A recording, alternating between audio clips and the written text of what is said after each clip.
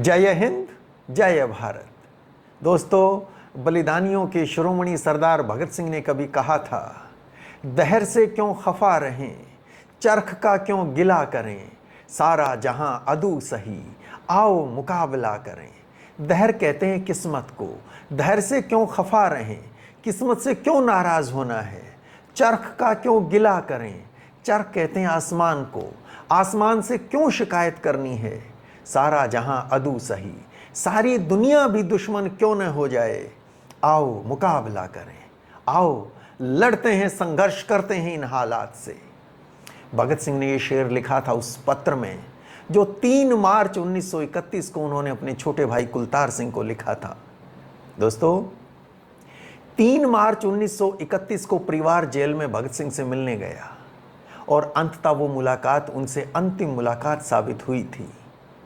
परिवार के उन सदस्यों में छोटा भाई कुलतार सिंह भी था, जिसकी उम्र उसमें केवल 12 वर्ष थी। बड़ा भाई कुछ दिन में ये दुनिया छोड़कर जाने वाला है, यह ख्याल उसके दिल से निकल नहीं पा रहा था। उसकी आंखों से अविरल अश्रुधारा बह रही थी। भगत सिंह छोटे भाई की आंखों में आंसू देखकर विचलित थे, परेशान थे। परिवार भेंट करके वापस चला जाता है। उस दिन भगत सिंह कुल 2 पत्र लिखते हैं। एक कुलतार सिंह से बड़े कुलबीर सिंह के नाम। उस पत्र में पारिवारिक जिम्मेदारियों के बारे में बात करते हैं कि कुलबीर सिंह, तुम्हारे जिम्मे अब क्या क्या काम आने वाले हैं। और कुलतार सिंह को जो पत्र वो लिखते हैं, वो लिखा तो कुलतार सिंह के नाम था, पर सही मायने में आने वाली पीढ़ियों के लिए वो क्रांति की प्रेरणा था। उस पत्र में कई शेर लिखे थे। उन्हीं में से एक शेर ये भी था कि दहर से क्यों खफा रहें, चरख का क्यों गिला करें, सारा जहां अदू सही, आओ मुकाबला करें। भगत सिंह के ये शब्द जीवन भर कुलतार सिंह को प्रेरणा देते रहे और आने वाले वर्षों में वो भी अपने महान कुल की क्रांति की परंपरा को, देश प्रेम, त्याग और बलिदान की परंपरा को निभाते हुए उसी क्रांति पथ पर निकल पड़े थे। उन्होंने भी कई वर्ष जेल की यातनाएं सही। उन्होंने भी जेल में अपने बड़े भाई भगत सिंह की तरह लंबी लंबी भूख हड़तालें की। पर होता ये है ना कि जैसे दिन में सूरज निकलता है तो सूरज की तेज रोशनी में दिखाई ही नहीं देता कि आसमान में अनेकों तारे और भी हैं। वो तारे हमें दिखाई देते हैं रात के समय, जब सूरज की रोशनी नहीं होती। कुछ ऐसा ही था कुलतार सिंह के साथ भी। कुलतार सिंह ने भी अपने देश की आज़ादी के लिए बड़ा काम किया। कुलबीर सिंह ने भी ऐसा ही किया था। और भगत सिंह से पहले उनके पिताजी, चाचा जी, दोनों चाचा, सभी ने इस देश के लिए अपने जीवन खपा दिए थे। तो दोस्तों, आज बात करेंगे कुलतार सिंह की। और कुलतार सिंह की बात करने की एक वजह यह भी, 29 अगस्त को उनका जन्मदिन था। वर्ष 1918 में 29 अगस्त के दिन कुलतार सिंह का जन्म हुआ था। उस दिन जन्माष्टमी थी और 5 सितंबर आ रहा है। 5 सितंबर को उनकी पुण्यतिथि है। तो सोचा आज बात करते हैं भगत सिंह के अनुज, आज़ादी के सिपाही, क्रांतिकारी सरदार कुलतार सिंह की। दोस्तों, भगत सिंह कुल 9 भाई बहन थे। सबसे बड़े थे जगत सिंह। जब 11 वर्ष के हुए तो बीमार पड़े और चल बसे। दूसरे नंबर पर थे भगत सिंह। उनके बाद उनकी बहन बीबी अमर कौर, उनसे छोटे कुलबीर सिंह, फिर कुलतार सिंह, उसके बाद 2 बहनें सुमित्रा और शकुंतला, और फिर 2 भाई रणबीर सिंह और राजेंद्र। तो कुलतार सिंह का जन्म होता है 29 अगस्त 1918 को। उन दिनों उनके माता पिता सरदार किशन सिंह और माँ विद्यावती वो लाहौर में रहते थे। उन्हीं दिनों भगत सिंह डीएवी स्कूल लाहौर में पढ़ रहे थे। तो वहीं लाहौर में उनका जन्म होता है। जब 2 वर्ष के हुए कुलतार सिंह तो उनको बंगा गांव में भेज दिया गया, जहां दादाजी थे, 2 चाचियां थीं, हरनाम कौर और हुकम कौर, और कुलबीर सिंह भी उन दिनों वहीं दादाजी के पास थे। ये देखिए, इस परिवार की बड़ी कमाल की परंपरा थी, बड़ी ऊंची परंपरा थी। बच्चा माँ का दूध पी रहा है तो पहले 2 साल वो माँ के पास है और फिर दादा की पाठशाला में भेज दिया जाता है। वहाँ दादा हैं सरदार अर्जुन सिंह, दादी जय कौर, दो चाचियां हरनाम कौर और हुकम कौर। क्रांतिकारी परिवार था। पिता सरदार किशन सिंह से छोटे चाचा सरदार अजीत सिंह बड़े क्रांतिकारी थे अपने समय के। वर्ष 1909 में देश छोड़कर जाना पड़ा था। भारत को आज़ाद कराने के लिए देश विदेश भटक रहे थे। परिवार को तो ये भी नहीं पता था जीवित भी हैं कि नहीं। उनकी पत्नी थी हरनाम कौर, अपनी कोई संतान भी नहीं थी। और छोटे चाचा थे सरदार स्वर्ण सिंह, वो तो जेल में इतनी यातनाएं अंग्रेज़ों ने उन्हें दी थी, वो तो शहीद हुए थे इस देश पर। उनकी भी उम्र 23 वर्ष ही थी भगत सिंह की तरह जब सरदार स्वर्ण सिंह शहीद हुए। उनकी भी कोई संतान नहीं थी। तो गांव बंगा में उनकी पत्नी हुकम कौर भी थी। तो दो चाचियां वहां थी, हरनाम कौर और हुकम कौर। अपनी दोनों की कोई संतान नहीं थी। माँ विद्यावती ने अपने दोनों लाडले कुलबीर सिंह और कुलतार सिंह, कुलबीर सिंह को चाची हरनाम कौर को दे दिया था और कुलतार सिंह चाची हुकम कौर को दे दिए गए थे। तो अब ये दोनों बच्चे कुलबीर सिंह और कुलतार सिंह ये गांव बंगा में दादा सरदार अर्जुन सिंह, दादी जयकौर और दोनों चाचियों के साथ रहकर परिवार कैसा होता है, पारिवारिक मूल्य कैसे होते हैं, उस पाठशाला में ये सीख रहे थे। एक बड़ी मज़ेदार घटना, वो 2-3 वर्ष के रहे होंगे तब की पता चलती है। ये वो समय था जब गांधी जी का नॉन कोऑपरेशन मूवमेंट देश में चल रहा था। एक दिन वो नन्हा सा बालक गांव बंगा में घर में स्टूल पे खड़ा हो जाता है और ऊंची आवाज़ में बोल रहा है, भाइयों बहनों खद्दर पहनो, खद्दर पहनो। भाइयों बहनों खद्दर पहनो, खद्दर पहनो। तो उस बच्चे को इस तरह बोलता देखते हैं, परिवार देख रहा है, सब बहुत खुश होते हैं। पूत के पांव पालने में दिख रहे थे। तो इस तरह गांव में वो रहते हैं दादा दादी के साथ। और जब 5 वर्ष के हुए तो उन्हें गांव की पाठशाला में दादा सरदार अर्जुन सिंह ने उनका दाखिला करवा दिया। अब वो गांव में पढ़ रहे थे।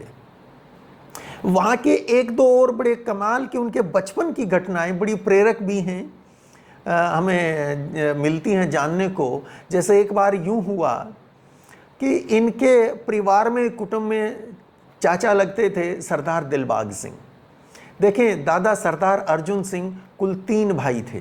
तीनों में सबसे बड़े होते थे सरदार सुरजन सिंह, दूसरे नंबर पे इनके दादा सरदार अर्जुन सिंह और तीसरे नंबर पे थे सरदार मेहर सिंह। मेहर सिंह खेती किसानी में ही व्यस्त रहते थे, सादा जीवन था। सबसे बड़े सरदार सुरजन सिंह वो अंग्रेज़ों के हिमायती हो गए थे। हालांकि शुरू में वो भी कांग्रेस के सदस्य थे, पर समय के साथ वो अंग्रेज़ों के साथ हो गए। उन्हीं सरदार सुरजन सिंह के लड़के थे सरदार दिलबाग सिंह। तो इनके कुलतार सिंह के वो चाचा लगे। वो भी वहीं बंगा गांव में रहते थे और वो ऑनरेरी मैजिस्ट्रेट थे। तो एक दिन हुआ यूं कि गांव में सरदार दिलबाग सिंह से मिलने कुछ अंग्रेज अफसर आ रहे थे। सरदार दिलबाग सिंह ने उनके सम्मान में, उनका स्वागत करने के लिए जो चारपाइयाँ बिछाई थी, उन पर बढ़िया सफ़ेद चादरें बिछा रखी थी, उनको बैठने में कोई कष्ट ना हो। अब ये नन्हा सा बालक 5-6 साल की उम्र रही होगी मुश्किल से, कुलतार सिंह अपने दोस्तों के साथ खेलता हुआ वहाँ आता है और उन चारपाइयों के ऊपर मिट्टी सने पाँव के साथ चढ़ जाता है, कूदने लगता है। वो चाचा दिलबाग सिंह वो कहते हैं, भाई भागो यहाँ से, तुमने ये चारपाई गंदी कर दी, ये बेडशीट गंदी कर दी है। वो डांटने लगते हैं, ये नहीं मानते। जब वो बार बार डांटते हैं तो ये चारपाई से उतर जाते हैं और नीचे वहीं ज़मीन पर बैठ जाते हैं और कहते हैं, यहाँ से कैसे हटाओगे? चारपाई तुम्हारी है चाचा, ये धरती तुम्हारी नहीं है। ये भारत माता, ये तो भगवान की धरती है। यहाँ बैठूंगा, आने दो जिसको आना है, यहाँ से कैसे हटाओगे? अब भले ही वो चाचा अंग्रेज प्रस्त थे और ये क्रांतिकारी परिवार, पर खून तो था ही ना। दिलबाग सिंह इनको गोद में उठा लेते हैं और प्यार से कहते हैं, मेरे बच्चे, बाद में जो चाहे कर लेना, अभी यहाँ से चले जाओ। तो ऐसी वो एक घटना हमें पता चलती है कि बचपन में ही किस तरह का स्वाभिमान है, राष्ट्राभिमान है। एक और छोटी सी घटना उन्हीं दिनों की है। गांव में पटवारी था, वो पटवारी तो नौकरी अंग्रेज़ों की कर ही रहा था और अंग्रेज़ों की बड़ी तारीफ किया करता था। एक दिन वो अपने बालों में मेहंदी लगाए बैठा था और कुलतार सिंह की नज़र पड़ जाती है। ये चुपचाप आते हैं, मिट्टी हाथों में उठाते हैं और बैठे, वो पटवारी जो बैठे थे चुपचाप जाके उनके सर में मिट्टी डाल देते हैं। वो देखते हैं इस तरह मिट्टी डाल के बच्चा भाग जाता है वहाँ से, और वो पटवारी जाके फिर दादा सरदार अर्जुन सिंह से शिकायत करते हैं। अब दादा को अंदर से कैसा लगा होगा ये तो हमें नहीं मालूम, पर यह है कि हाँ, बच्चे को समझाते हैं दादा सरदार अर्जुन सिंह कि बेटा ऐसे नहीं करते। तो इस तरह इनका बचपन वहाँ पे बीता। वहाँ प्राइमरी एजुकेशन पूरी हुई। वर्ष 1928 में हायर एजुकेशन के लिए अब ये लाहौर आ जाते हैं माता पिता के पास। उन दिनों भगत सिंह के माता पिता लाहौर के आउटस्कर्ट्स में खासरिया गांव में रहते थे। वहाँ सरदार किशन सिंह ने खेती की ज़मीन खरीद रखी थी, वहीं रहते थे। हालांकि वो स्वयं क्रांतिकारी थे, आज़ादी के स्वयं सिपाही थे, उन पर भी न जाने कितने मुकदमे अंग्रेज़ों ने कायम किए थे। लाहौर शहर में सुहा बाजार में उन दिनों सरदार किशन सिंह का ऑफिस भी था। वो इंश्योरेंस का बिजनेस भी करते थे, वहाँ उनका ऑफिस था। तो खैर कुलतार सिंह खासरिया आ जाते हैं और लाहौर के डीएवी स्कूल में एडमिशन ले लेते हैं। तब तक भगत सिंह माता पिता का घर छोड़ चुके थे। वो तो सिर पर कफन बांध कर निकले हुए थे कई वर्ष पहले से। और वर्ष 1928 में ही लाहौर में साइमन कमीशन आता है 30 अक्टूबर 1928 को, और वहाँ भारी विरोध होता है। लाला लाजपत राय उस विरोध प्रदर्शन का नेतृत्व कर रहे हैं। 10 साल का कुलतार सिंह भी अपने पिताजी सरदार किशन सिंह के साथ उस प्रदर्शन में भाग लेता है। सरदार किशन सिंह ने अपने बच्चों को भी उंगली पकड़कर क्रांति के पथ पर चलना सिखाया था। भगत सिंह को तो कभी किसी ज़माने में कांग्रेस के अधिवेशन में लेके गए थे। खैर ये एंटी साइमन कमीशन जो डेमोन्स्ट्रेशन लाहौर में होता उसमें भाग लेते हैं। लाला जी पर वहाँ लाठियाँ बरसाई अंग्रेज़ों ने। फिर 17 नवंबर 1928 को लाला लाजपत राय की मृत्यु हो जाती है। और फिर उस राष्ट्रीय अपमान का बदला लेने के लिए भगत सिंह, राजगुरु, ये जो एएसपी थे जेपी सैंडर्स, उसका वध कर देते हैं। और फिर 8 अप्रैल 1929 को सेंट्रल असेंबली में बम फेंकने के बाद भगत सिंह और बटुकेश्वर दत्त गिरफ्तारी दे देते हैं। और उधर 15 अप्रैल को लाहौर में ही बम फैक्ट्री से सुखदेव, जयगोपाल और किशोरी लाल अरेस्ट हो जाते हैं। और फिर कुछ काफ़ी सारे दूसरे साथी भी कुछ दिन में गिरफ्तार कर लिए जाते हैं। तो ये गिरफ्तारियां चल रही थी। और उसी समय 2 मई 1929 को लाहौर के सुहा बाजार में जो ऑफिस था पिताजी का सरदार किशन सिंह जी का, उस पर पुलिस की रेड होती है। उस दिन सरदार किशन सिंह के घर पे भी रेड हुई थी। घर पे रेड हुई तो वहाँ भाई कुलबीर सिंह थे, और यहाँ ऑफिस पर रेड हुई। यहाँ कुलतार सिंह मिले। जयदेव गुप्ता जो भगत सिंह के बचपन के साथी थे वो भी वहीं पे थे, ऑफिस में थे। पिताजी नहीं थे वहाँ पर। अब देखिए 10 वर्ष का कुलतार सिंह, समझ कितनी है, हिम्मत और हौसला कितना है। पुलिस रेड करती है। ये पुलिस वालों को ऑफिस में अंदर नहीं घुसने देते हैं, गेट पर रोक के कहते हैं पहले सर्च वारंट दिखाइए, आपके पास वारंट है तलाशी लेने का। तो 10 साल का बच्चा पहले वारंट देखता है और इसके बाद भी सीधे एंट्री नहीं देता है। कहता है पहले अपनी तलाशी दीजिए, कोई भरोसा नहीं है पुलिस का। आप स्वयं घर के अंदर कोई चीज़ प्लांट कर दें, ऑफिस में कोई चीज़ प्लांट कर दें, रख दें, और बाद में उसी को हमसे बरामदगी दिखा दें। तो पहले अपनी तलाशी दीजिए। और तलाशी लेते हैं, उसके बाद अंदर आने देते हैं। खैर उस तलाशी में कुछ चीज़ें जो मिली थी, उनमें एक पत्र, बहुत महत्वपूर्ण पत्र था, जो 26 अक्टूबर 1928 को क्रांतिवीर चाचा सरदार अजीत सिंह ने रियो द जेनेरो से भगत सिंह के नाम लिखा था। वो पत्र भी वहाँ बरामद हुआ है। इसके अलावा सरदार पृथ्वी सिंह, बाबा पृथ्वी सिंह आज़ाद, बड़े क्रांतिकारी थे। आजीवन काला पानी की सजा हुई थी और चलती ट्रेन से कूद कर वो भाग गए थे, फरार थे। देश भर की पुलिस उनको चप्पे चप्पे पर ढूंढ रही थी। उनकी फ़ोटो भी मिली थी। तो खैर वो जब सर्च हुई तो कुलतार सिंह को भी पुलिस अरेस्ट कर लेती है।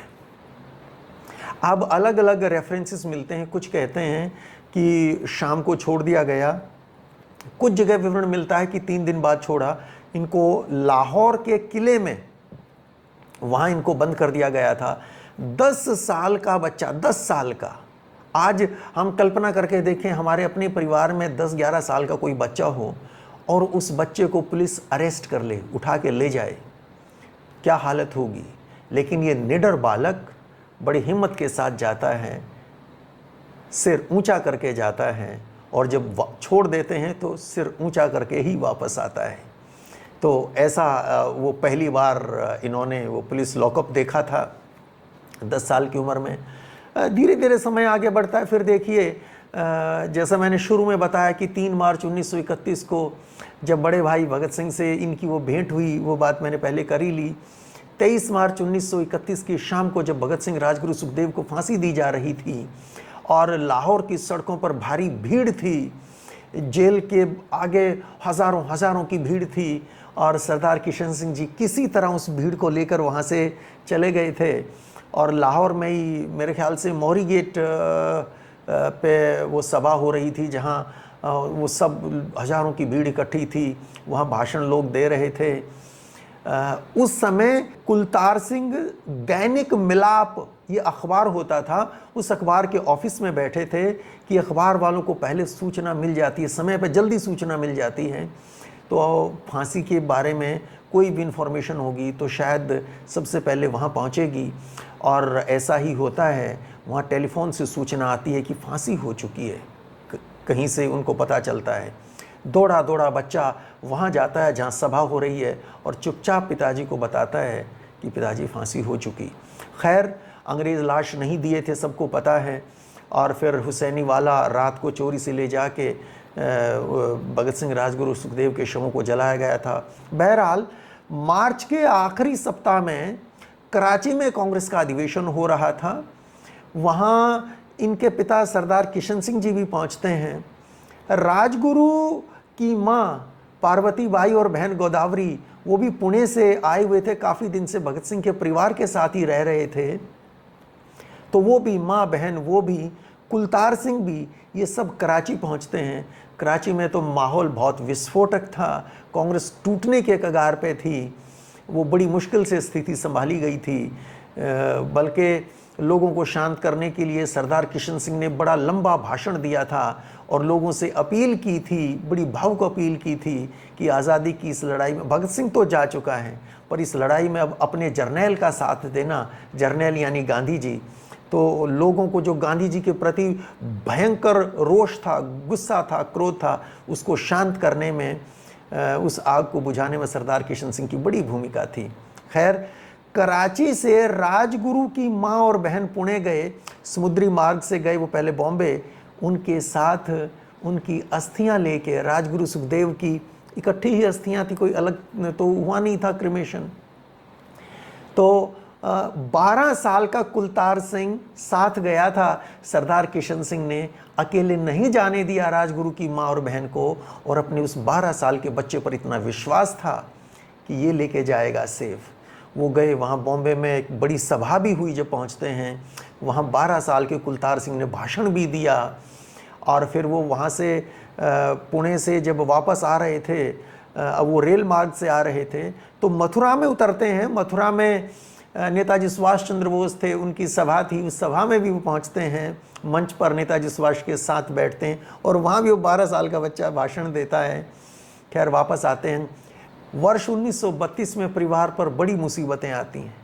दादा सरदार अर्जुन सिंह का स्वर्गवास हो जाता है, और पिताजी पर लुधियाना में पहले से ही मुकदमा चल रहा था, उसमें उनको 2 वर्ष की सज़ा हो जाती है। परिवार की देखभाल करने वाला कोई नहीं। इनसे बड़े भाई थे कुलबीर सिंह, वो नौजवान भारत सभा के सदस्य बन चुके हैं, तो वो भी निकल चुके हैं उस राह पर। कुलतार सिंह पर परिवार की जिम्मेदारी आ जाती है। उम्र कुछ भी नहीं हुई, पढ़ाई छूट जाती है। हालत ये है कि वर्ष 1932 में जब दिवाली आती है तो दिवाली पर मिठाई खरीदने के लिए 1 पैसा घर पर नहीं है, और ये वो परिवार है जो किसी ज़माने में बहुत संपन्न हुआ करता था, लेकिन जिस राह पर सब निकल पड़े थे सब कुछ लुटा दिया था। तो कुलतार सिंह की पढ़ाई छूट जाती है। अब ये खासरिया में खेती करने लगते हैं, बल्कि एक आटा चक्की भी लगाते हैं। और फिर वर्ष 1935 आता है। किंग जॉर्ज द फिफ्थ की सिल्वर जुबली मनाई जा रही है और ये भाई कुलबीर सिंह, कुलतार सिंह, कुछ और इनके साथी हैं, सहर गुल खान हैं, लाला राम लुभाया चानना, लाला देसराज आदि, ये प्लान करते हैं कि किंग जॉर्ज द फिफ्थ की सिल्वर जुबली मनाने के लिए गवर्नमेंट ने जो निर्णय लिया है कि सभी सरकारी इमारतों पर खूब लाइटिंग करेंगे, चमकाएंगे सरकारी इमारतों को, कि इनके रंग में भंग डालना है।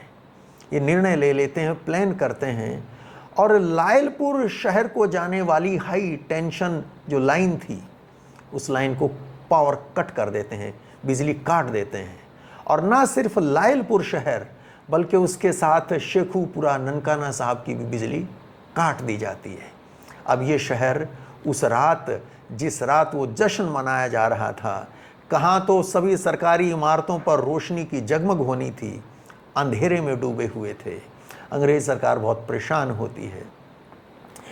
किसने किया है ये जांच पड़ताल होती है, बल्कि कुलबीर सिंह की उसमें गिरफ्तारी भी हुई, सबूत नहीं मिले। 6 महीने के बाद वो भी रिहा हो गए।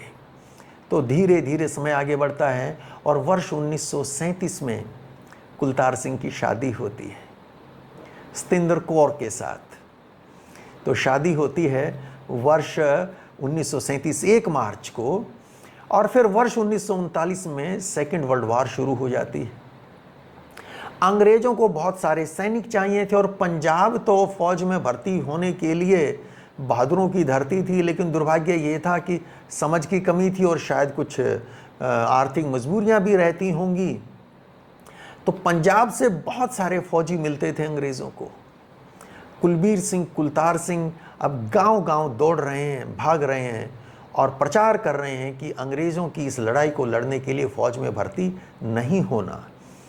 अब ये काम एकदम अंग्रेज़ों के तो खिलाफ ये काम हो रहा है। वर्ष 1939 में कुलबीर सिंह गिरफ्तार कर लिए जाते हैं और वर्ष 1940 में 26 जून की रात को गांव बंगा में कुलतार सिंह सो रहे थे घर की छत पर, गर्मियों के दिन थे। पुलिस घर को घेर लेती है, कुलतार सिंह भी गिरफ्तार कर लिए जाते हैं। इनको मॉन्टगोमरी जेल भेज दिया जाता है। वर्ष 1940 में ही इनके घर में बेटी का जन्म होता है, वीरेंद्र सिंधु, जिन्होंने आगे चलकर भगत सिंह पर वो अमर ग्रंथ लिखा, युग दृष्टा भगत सिंह और उनके मृत्युंजय पुरखे। तो 1940 में वीरेंद्र सिंधु का जन्म होता है, कुलतार सिंह जी की बड़ी बेटी। पर इनको बेटी को देखने का पहला अवसर मिलता है 6 वर्ष बाद, जब ये जेल से छूटते हैं। 1940 में मॉन्टगोमरी जेल में भूख हड़ताल करते हैं, 63 दिन भूख हड़ताल चलती है, बहुत लंबी भूख हड़ताल करते हैं। 1942 में इनको पंजाब से बाहर राजस्थान में देवली कैंप में शिफ्ट कर दिया जाता है। इनको भी, कुलबीर सिंह को भी, वहाँ भी भूख हड़ताल होती है। मेरे ख्याल से 32 दिन वहाँ भूख हड़ताल चली और फिर वहाँ से रावलपिंडी जेल ट्रांसफ़र कर दिया जाता है। सेकेंड वर्ल्ड वार 1945 में समाप्त हो जाती है। बहुत सारे कैदी छोड़ दिए जाते हैं, पर कुलतार सिंह, कुलबीर सिंह अभी भी जेल में हैं। कुलतार सिंह की रिहाई होती है आगे चल के वर्ष 1946 में 23 फरवरी के दिन। रावलपिंडी में कुलतार सिंह के सम्मान में बड़ी सभा होती है, लोग धनराशि भी देते हैं। लाहौर में भी सभा होती है, कुलबीर सिंह भी हैं। और फिर 15 अगस्त 1947 आता है, देश आज़ाद होता है, पर साथ ही बंटवारा भी होता है। देश भी बंटता है और पंजाब भी। इनका पैतृक गांव था खटकड़ कलां, इधर था नवा शहर के पास, तो ये वापस खटकड़ कलां आते हैं। बाद में नवा शहर के पास महलो गांव में इनको ज़मीन अलॉट होती है। वहाँ जो ज़मीन छोड़कर आए थे, खासरिया में ज़मीन थी, बंगा में ज़मीन थी, तो वो इनको महलों में अलॉट होती है। और उसके बाद कुछ साल के बाद कुलबीर सिंह और कुलतार सिंह शिफ्ट हो जाते हैं सहारनपुर, और रणबीर सिंह और राजेंद्र सिंह वो आज उत्तराखंड में आता है, शहीद उधम सिंह नगर। वहाँ बाजपुर एक जगह है, वहाँ भी जंगल को, तराई के जंगलों को काटकर ऐसे खेती योग्य ज़मीन बनानी थी, तो उनको वहाँ ज़मीन अलॉट होती है।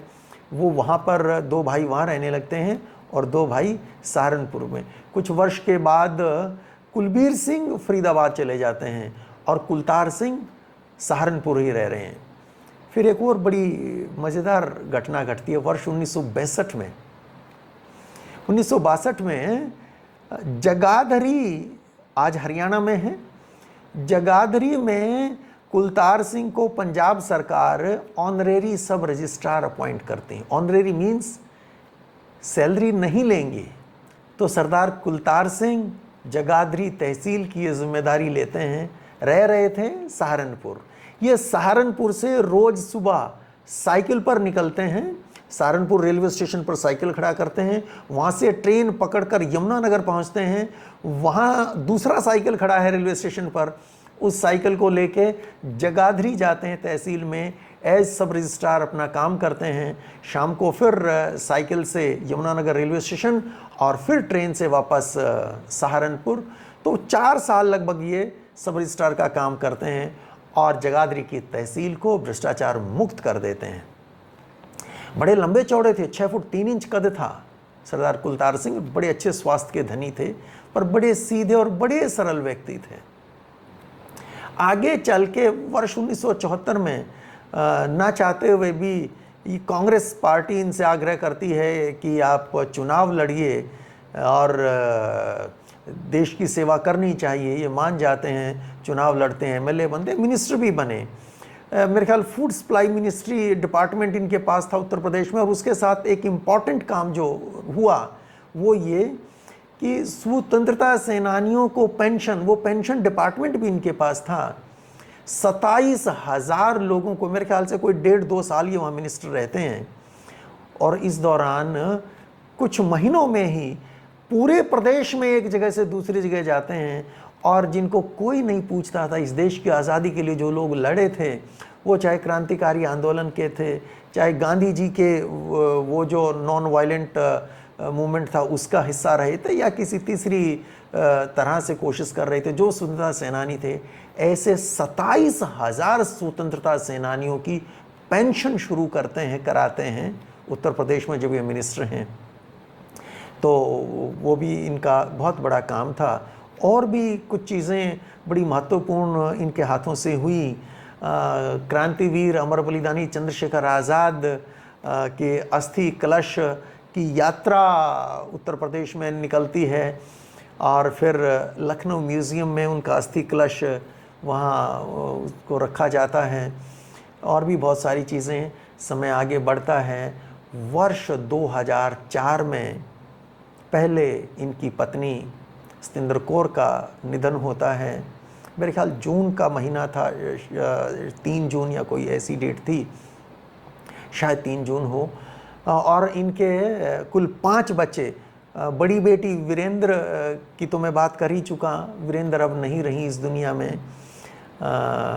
तो 2 बेटियां और, इंद्रजीत वो कनाडा में हैं, कमलजीत वो यूएस में हैं। 2 बेटे जोरावर सिंह और किरणजीत सिंह वो सहारनपुर में हैं। तो वर्ष 2004 में पहले पत्नी जाती हैं और फिर 5 सितंबर के दिन चंडीगढ़ पीजीआई में वो अथक सिपाही सरदार कुलतार सिंह भी इस देह को त्याग देते हैं। अगले दिन सहारनपुर में यानी 6 सितंबर को वर्ष 2004 में उनका अंतिम संस्कार होता है। और देखिए, जिस दिन जन्म हुआ था उस दिन जन्माष्टमी थी, और जिस दिन 5 तत्वों से बना वो शरीर उन्हीं 5 तत्वों में मिल जाता है, अंतिम संस्कार होता है, उस दिन भी जन्माष्टमी थी। तो दोस्तों, ये थी कहानी भगत सिंह के अनुज, उनके छोटे भाई सरदार कुलतार सिंह जी की, जिनका अभी 29 अगस्त को जन्मदिन था और 5 सितंबर को उनकी पुण्यतिथि है। तो ये जानकारी कैसी लगी कमेंट बॉक्स में लिखकर ज़रूर बताइए। आज के लिए इतना ही। जय हिंद, जय भारत।